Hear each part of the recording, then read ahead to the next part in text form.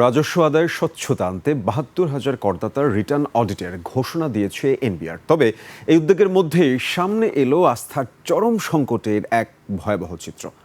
ব্রাহ্মণবাড়িয়ায় VAT আদায় করতে গিয়ে গ্রামবাসীর গণপিটুনির শিকার হয়েছেন এক কর্মকর্তা। ভুয়া সন্দেহে তাকে বেঁধে রাখা হয় বিদ্যুতের খুঁটির সাথে।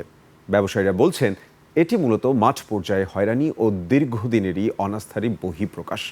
সাদাত হাবিবি সেতু রিপোর্ট। ঈদ আসবে, সাথে ক্যাশব্যাকও আসবে। নিজের বা প্রিয়জনের জন্য কেনাকাটায় এবারও নগদ পেমেন্টে পাচ্ছেন দারুণ ক্যাশব্যাক। তাই যাই কিনুন, পেমেন্ট করুন নগদে। আইনের শাসন বনাম মব ইনজাস্টিস।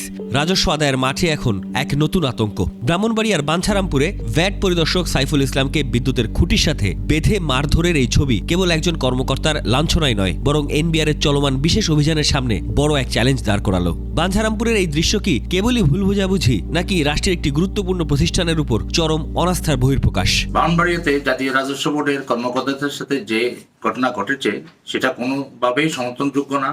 দীর্ঘদিন থেকে জাতীয় রাজস্ব বোর্ডের যে অব্যবস্থাপনা বিরাজমান আছে, যার রেজাল্ট হচ্ছে এই ধরনের ঘটনা। এমন এক সময় এই ঘটনা ঘটল যখন এনবিআর ঘোষণা করেছে তারা ৭২,০০০ ব্যক্তি শ্রেণীর আয়কর রিটার্ন অডিট করবে। স্বচ্ছতার স্বার্থে এবার কম্পিউটারাইজ পদ্ধতিতে লটারির মাধ্যমে এই করদাতাদের বাছাই করা হয়েছে বলে দাবি কর্তৃপক্ষের। কিন্তু ব্রাহ্মণবাড়িয়ার ঘটনায় প্রশ্ন উঠেছে, আইডি কার্ড দেখানোর পরও একজন সরকারি কর্মকর্তাকে এমন নির্মম পরিস্থিতির শিকার হতে হলো কেন? জাতীয় রাজস্ব বোর্ডের কর্মকর্তারা শুধু ড্রাইভ দিলেই হবে না, এটার পেছনে কিন্তু সেফটিনেস থাকতে হবে, নিরাপত্তা থাকতে হবে। তারা যখন ফিল্ডে যাবে তখন কিন্তু তাদের সাথে কিন্তু আপনার আইনের লোক থাকতে হবে, তাদের সাথে আপনার প্রপার সিকিউরিটি থাকতে হবে। ব্যবসায়ীদের অভিযোগ, অডিটের জন্য ফাইল নির্বাচন করা মানেই শুরু হয় নথিপত্রের পাহাড় আর দীর্ঘসূত্রিতা। মাঠ পর্যায়ে কয়েকজন কর্মকর্তার অপেশাদার আচরণ এই এনবিআর এর প্রতি ভীতিকে আরও উস্কে দিচ্ছে। অর্থনীতিবিদরা বলছেন কেবল অডিটের সংখ্যা বাড়িয়ে রাজস্ব বাড়বে না, বরং করদাতাদের মাঝে বিশ্বাস জন্মাতে হবে যে কর অফিস মানেই হয়রানি নয়। রাজস্ব কর্মকর্তা রাজস্ব বাড়ানোর জন্য যেন জনরোষে না পড়ে। দুর্নীতিমুক্ত জাতীয় রাজস্ব বোর্ড আমরা চাই।